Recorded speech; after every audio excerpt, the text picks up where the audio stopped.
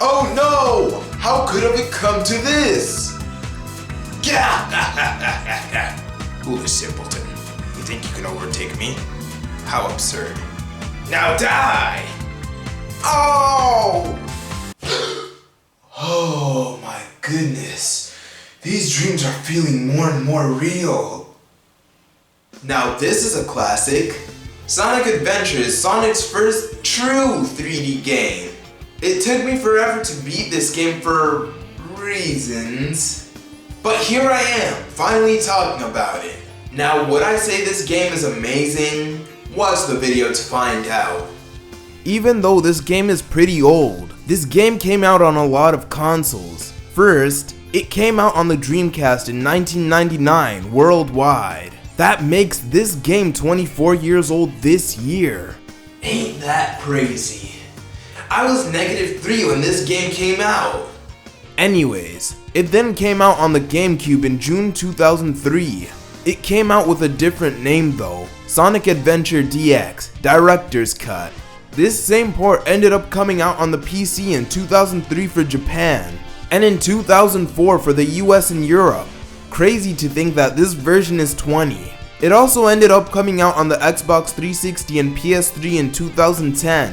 And finally, it came out on Steam in 2011. That's the version of the game I played and got footage from for this video. For the first 3D Sonic game, excluding Sonic 3D Blast, I have to say, it's pretty solid. The game does play like how you would think a 3D Sonic game should play. And when I say that, I mean, pretend that there are no other 3D Sonic games that exist, and this is the first and only one so far.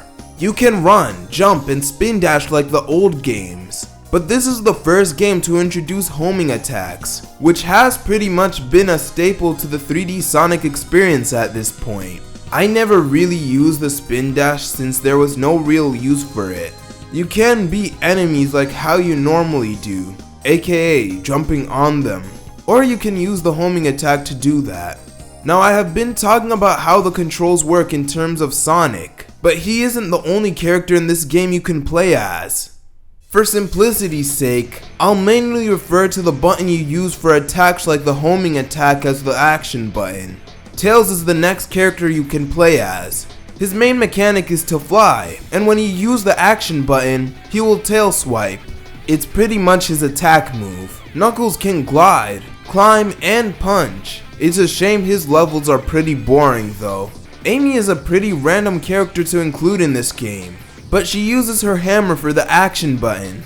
It has a cool trick where if you're running and use the hammer, she can be launched into the air. Big the Cat shouldn't be in this game. I don't like playing as him whatsoever, pretty much because the only move he does is fish. I'll get to every character's level style in a bit, so just wait for what I have to say about him. Finally, E102 Gamma is a pretty decent character. His main attack is shooting missiles. He is a pretty slow character compared to the rest, but if you get enough momentum, he can go faster. There are a lot more random characters than I thought. Anyone who isn't Sonic, Tails, or Knuckles is just a random character to me. Every character can find power-ups that will not only give them new powers, but also change their appearance a bit. It's pretty forgettable if anything. To be honest, I don't even know if I got all of them for each character. I just kind of played the game and got whatever the shiny stuff was. Oh, I was just looking through the Sonic wiki and it turns out I didn't get all of them. Oh well.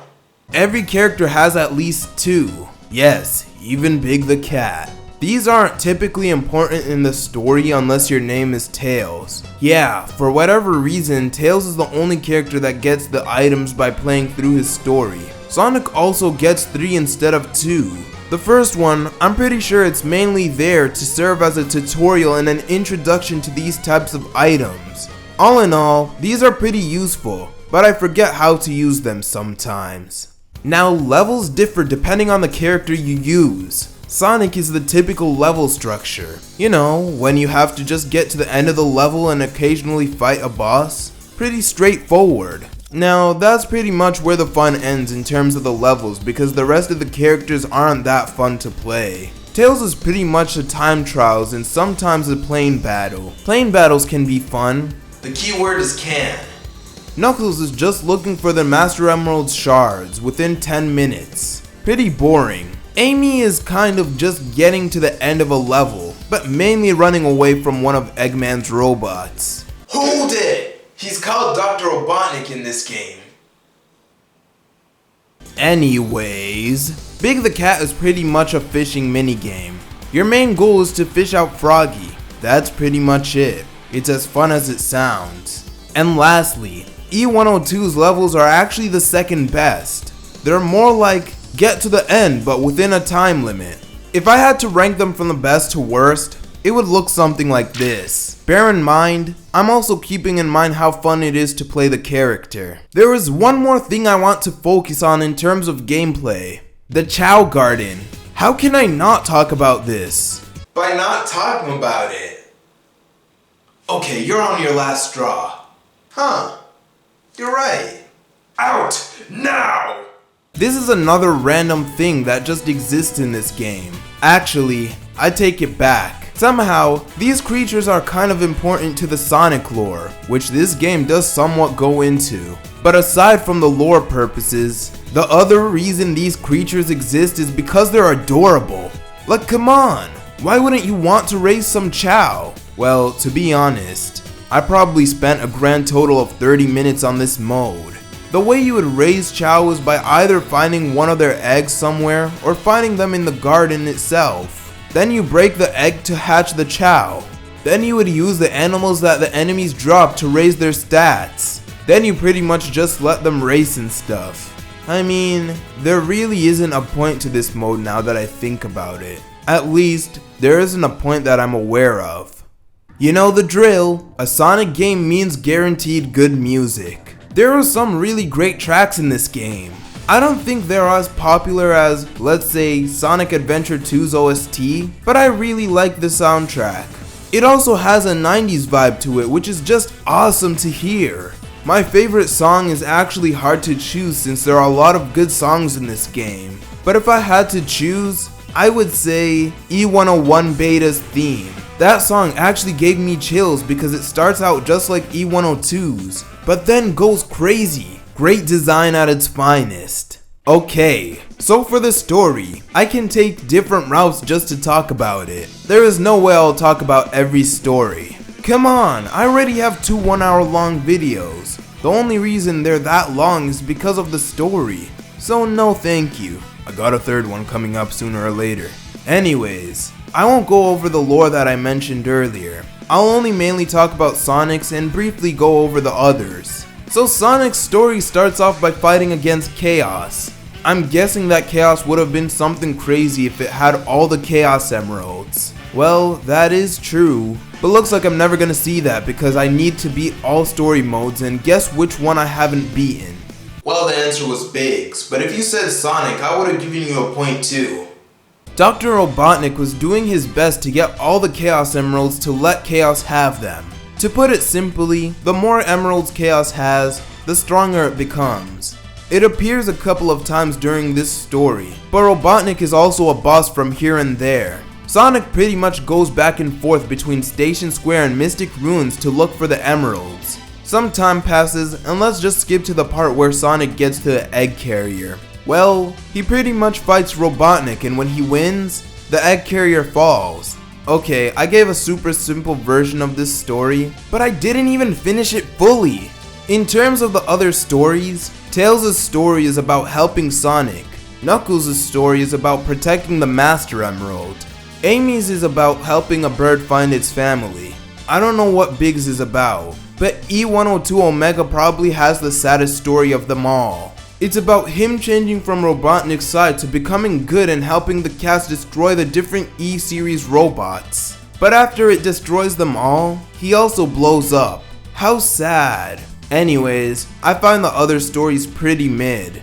But what was I really expecting? I like how every story is connected to each other. This game is much shorter than I thought though. Whenever I played this game, I actually felt terribly motion sick.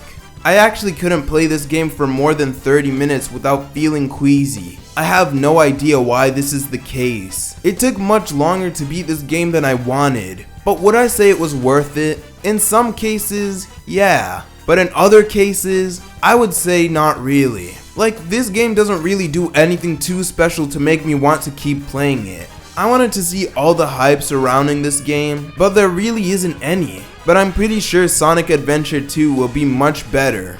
I did have a problem with the frame rate, and it was that it felt super choppy. I don't mean that it was lagging or anything like that, it just felt like it played at a fixed 30 frames or something. That actually made it harder to play. Overall, this game is alright, but it wasn't for me. Would I recommend this game? Sure, why not? I don't really have a reason to say no after all. This game was somewhat fun for me, but my interest died down pretty quickly. I actually had an easier time beating Sonic Forces than this game. I'm sure that people will enjoy this game regardless. But my final grade I would give this game is, it was pretty amazing. Huh? I didn't say that. Weird.